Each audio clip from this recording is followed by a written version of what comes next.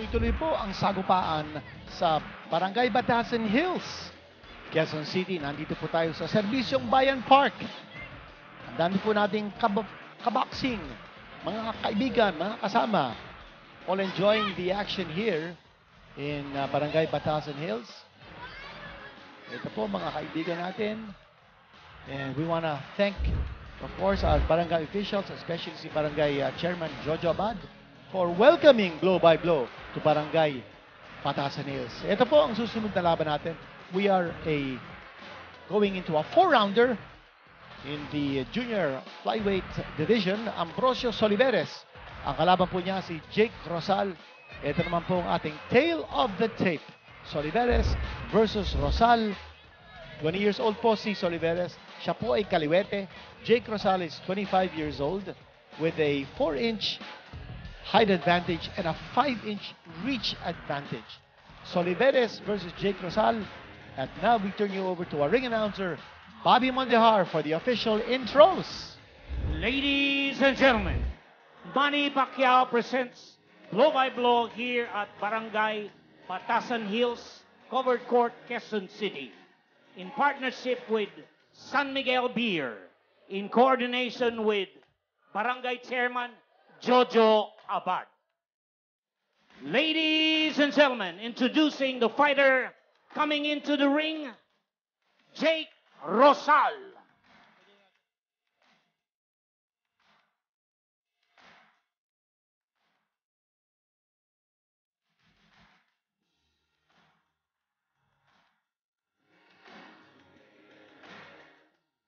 Ladies and gentlemen, introducing the fighter coming into the ring, Ambrosio Soliveres.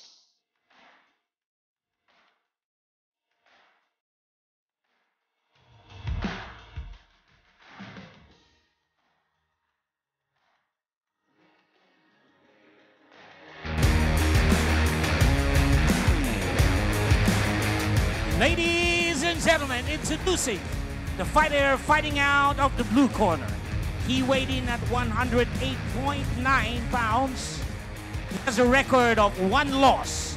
Fighting out of Tahum Boxing Stable, Northern Samar. Ladies and gentlemen, Jake Rosal. Rosal. Right across the ring, fighting out of the red corner. He weighed in at 107 pounds. He has a record of 1 win, no loss. Fighting out of Ground and Pound Boxing Gym, Antipolo City. Ladies and gentlemen, Ambrosio Soliveres. Soliveres. Judges at ringside, Dan Rex Tapdasan, Altricia Lorente, Fernando Batistil. And third man in the ring, referee Sami Bernabe. This will be 4 rounds of professional boxing. Coach Lapid. Okay, 4 rounds ha. Yung low blow, bawal yan. Paggamit ng siko. Suntok sa batok, bawal din yan. Once bumagsak sa yung dalawa, takbo agad, neutral corner, okay? Okay, good luck ha. Okay, touch love. At ang tawag po kay Ambrosio Soliveres ay Little Manny. He's 5'2", parang pocket-rocket ito. Undefeated in his professional career, 1-0 ang kanyang record. Ang kalaban po niya si Jake Rosal na napakatangkad, 5'6", towering over 5'2", with a big reach advantage, 5 inches ang reach advantage ni Jake Rosal. Siya po wearing the blue gloves at si Little Manny po wearing the red gloves. Okay, let's see how Soliveres is able to solve the problem of Jake Rosal's advantage in length and in height. Kaliwete po si Soliveres. He is the southpaw. At nagsa-side-to-side movement ito si Jake Rosal, which he really shouldn't do because all he needs is to throw that left jab at hindi na makakapasok si Soliveres. He can keep him at bay with that long raper-like left jab if he throws it. Soliveres naman, he's got to go under the long arms of Rosal create the angles, and throw those hooks. That's the only way that he can survive in this fight. Pressure. He needs to come closer, narrow the distance. Yan po ang ginagawa ngayon, or trying to, ni Soliveres. Little Manny ang tawag po sa kanya. You see that on his waistband, yung Little Manny, nakalagay dun sa kanyang back waistband. Eto, aba, parang estilong Manny Pacquiao itong pinapakita ni Soliveres. Stop. Left and rights, pagpasok niya, no? Let's see whether he can continue this kind of aggressiveness. Rosal looking to land a big right hand. Hindi siya gumagamit ng left. Yan, left jab. Gumamit siya ng left jab. Nakatama siya ng right straight. That's Jake Rosal. He's coming off a loss. His first and only loss in his professional career. He was stopped in the second round by Ernie Samoyag in Bayambang, Pangasinan last March. Originally from Masbate po si Jake Rosal. At si Soliveres naman is from Surigao del Norte. Soliveres fighting out of the ground and pound boxing gym ng Antipolo. And you can hear the cornerman of Jake Rosal telling him, jab, jab, jab. Gamitin mo yung kanyang, yung inyong kaliwang kamay. You've got that big reach advantage para hindi makapasok sa Soliveres. Soliveres naman, hinihintay niya maka-jab and then he comes charging in. So again, all about timing. Ang timing ni Soliveres dito, mag-counter. Pagtapo ng left jab ni Rosal, doon siya papasok. Oh, missing with a wild right hand. Clearly the more aggressive of the two, Soliveres versus Jake Rosal. That's the end of round number 1. Parang ninja. Ito si Ambrosio Soliveres, the way he's fighting, fire-breathing dragon. At si Jake Rosal naman, the taller fighter, the lengthier fighter. He's got to be able to throw a lot more punches. He's got to be a lot busier than his opponent. Ito, pumasok yung kaliwa ni Soliveres in that attack. And then another right hand connected from close distance. That's the only way that he can score. If he's able to come close to his opponent, put his head on his chest, and bomb away. Just keep Soliveres away, and then Rosal can dictate the pace of this fight. Ito po, round number 2 coming up. Shaping up to be a nice tactical fight.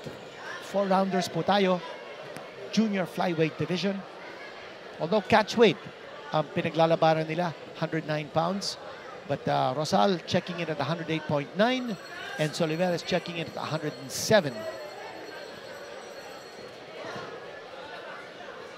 A combination missed there by Jake Rosal from distance. He's pulling with that left hand when he should be throwing the left jab. Again, the aggressiveness of Soliveres.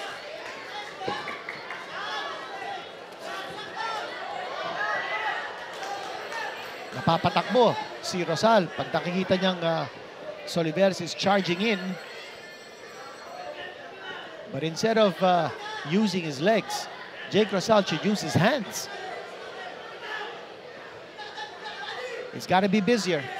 He's trying to measure his opponent. He doesn't need to measure too much because he's got a big advantage in distance, in range. Yun, tumama yung kanyang kanan. Yun! Tumama na naman yung kanan ni Rosal. But here's Soliveres on the attack. Parang ang Manny Pacquiao kung lumaban ito si Soliveres. The way he charges in with both fists churning. Huwag niyong kalilimutan. Subscribe and follow us on our social media platforms. Facebook, Twitter, and YouTube. Blow by Blow MP. There's a left jab coming from Rosal, but he has to throw that with conviction. Konting diin yung kanyang left jab. It shouldn't be a pawing left jab. It should be a strong left jab. There you go with that left jab galing kay Jake Rosal. Remember, Jake Rosal coming off a TKO loss in his first and only fight so far in his young career. So Oliveres protecting a 1-0 perfect record.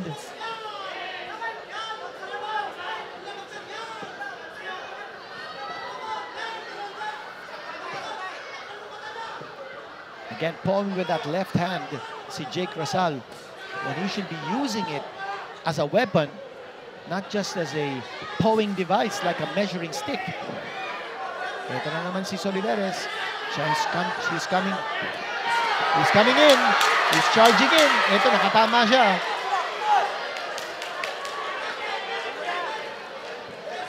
Bakit tumalikod, ha? And Sammy Bird of the third man in the ring. Hey! Oh, both fighters missing. Wild shots at the sound of the bell.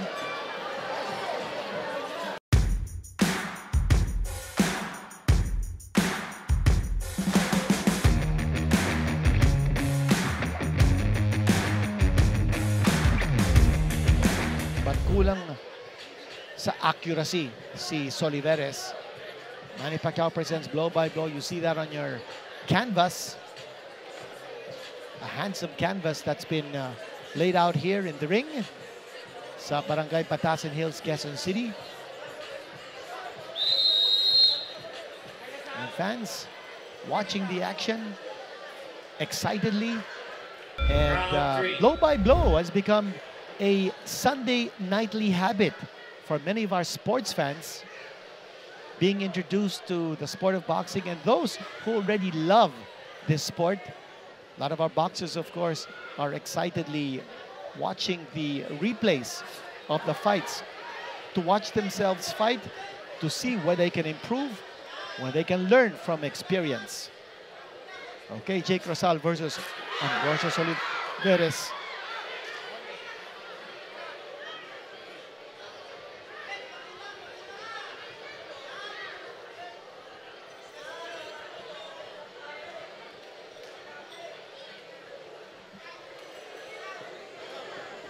Jake Rosal, look at the way he paused with that left hand na hindi naman tumatama. Sayang na sayang yung kanyang length advantage. Well, ito naman si Oliveres. Moving in. Tumatakbo si Rosal. Nakatakot si Rosal. He's moving away. He's not throwing. He's fighting defensively. Ito. Tapos umakap na lang. I think Rosal is sufficiently intimidated by Oliveres. Pag umaatake si Oliveres, tumatakbo si Rosal. But Rosal's got to stand his ground. Pakita niya ang puso niya. Stand his ground and then throw those punches. Let his hands go.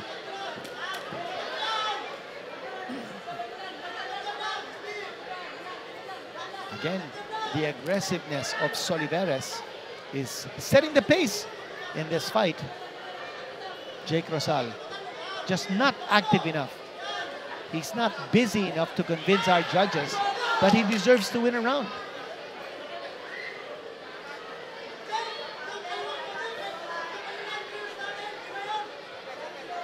A little more action on the part of Jake Rosal ang kailangan.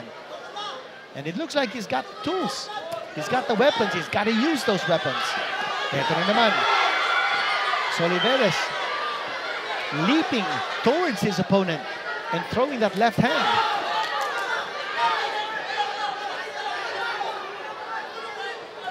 This guy's a mini bulldozer. Ang ginagawa ni Oliveres, he's just charging in, devil may care. Kung matamaan siya, okay lang. Basta siya makatama sa dulo.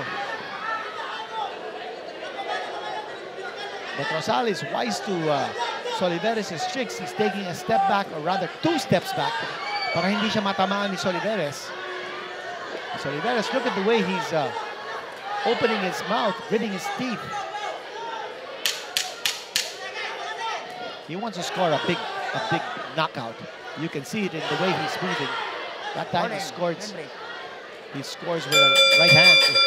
And end of the round. Yan po si Ambrosius Oliveres. Very active. Parang bulldozer. Yun nga lang, he's got to be more accurate with his punches. If he only had a little more technique sa kanyang boxing style, he'll be able to do a lot more damage. Yun po ang kanan na tumama. Ito, kita natin, no? Yung devil may care attitude ni Soliveres. Pagpasok niya, bahala na kung matamaan siya o hindi. Basta siya, tatama ng kanyang suntok. That was a punch in the round brought to you by San Miguel Beer. Jake Rosal versus Ambrosio Soliveres. Been a good one. So far, we are now entering our last round. Matira-matibay dito. Soliveres versus Jake Rosal. Here we go. Rosal, we were saying that he's got to be busier. Yung activity at work rate ni Jake Rosal napakababa. While si Soliveres, talaga pinapakita niya kung bakit idolo niya si Senator Manny Pacquiao. Ayun, pasok na pasok. Oh. Uy, nice. Right hand scored by Rosal. Pero siya umiwas doon. After scoring with the right, he backtracked. Ito, tumatalikod si Rosal pag tinatamaan. Again, the aggressiveness of Soliveres. Showing the way here.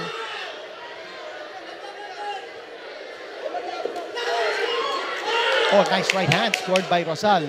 That's what he should do. Let his hands go. And very predictable naman si Soliveres. You know the only style of boxing he knows is to come charging straight in. He's a come-forward type of fighter. So if you're Rosal, alam mo niya kung anong gagawin ni Soliveres. So paghandaan niya. As he comes in, throw the combination, throw that left jab, hit him with the right straight, Suntok last round. and then you'll be able to stop him in his tracks. At ito na naman si Soliveres. Charging in. Harap. And si Rosal, napapaakap na lang. About a minute left in this fight. Oh, nice right hand. Again, yung devil may care attitude dito ni Soliveres. He's throwing his punches. Kung minsan, hindi man yan tinitingnan kung nasaan si Rosal. Basta hoping that makatama siya sa dami ng mga suntok na pinapakawalaan niya. Here we go again. Oh, yun. Napatumba si Soliveres. Ganon din si Jake Rosal. Hindi po double knockdown yun. Double slip. Ito, hinihigal na din si Soliveres because he's expending a lot of energy as he comes charging in, throwing a lot of haymakers.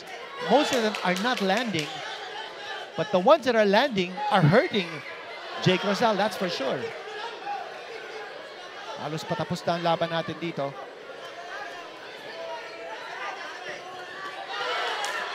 And Soliveres,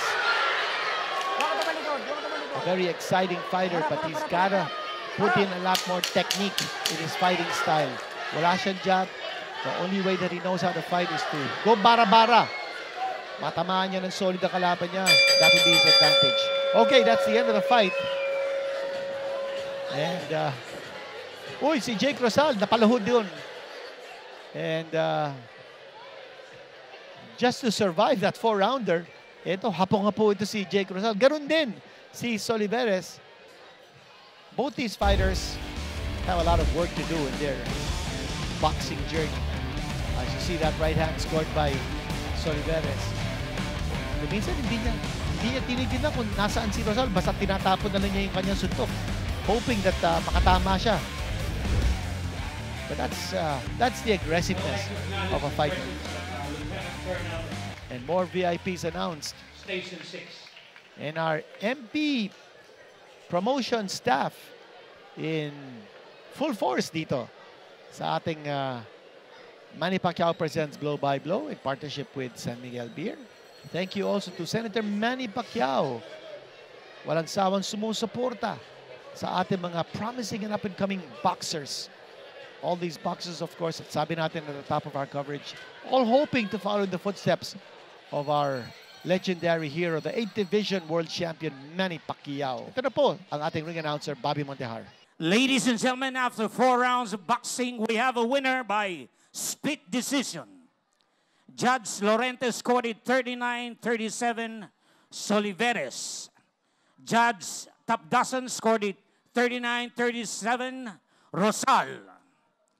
Judge Batistil scored it 39-37, winner by split decision, Ambrosio Soliveres. And there you have it, the winner by split decision is Oliveres, and he deserved it. He deserved it. Although one judge, si Dan Rex Tapdasan, had it 39-37 for Rosal, and I guess he was looking at the accuracy.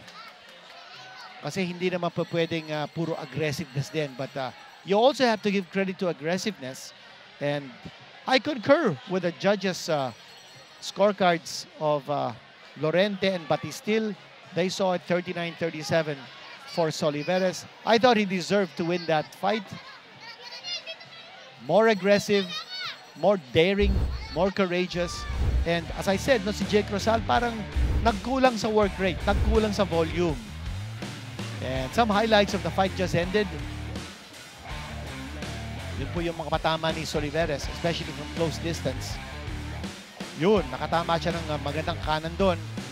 And then, look at this Manny Pacquiao style of mowing down his opponents. But that time, nakatama ng magandang kanan si Jake Rosal. And again, maganda rin yung depensa, yung pagyuko ni Soliveres. He's 5'2", 5'6" naman ang kanyang kalaban. And look at the way he came charging in at Rosal, throwing punches from any which way. Ito, nakatama na naman siya. And that time, parang jump shot yun. He leaped towards his opponent, both his feet off the canvas, to get some leverage and also to narrow the distance between siya at ang kanyang kalaban si Jake Rosal. A big victory here for Ambrosio Soliveres as he raises his record to 2-0, still undefeated. A lot of work to do in the gym for both these fighters. Soliveres has a lot of potential, but he's got to put some more technique, some rhythm in his boxing style. But for the moment, a big victory here for Ambrosio Soliveres by split decision over Jake Rosal.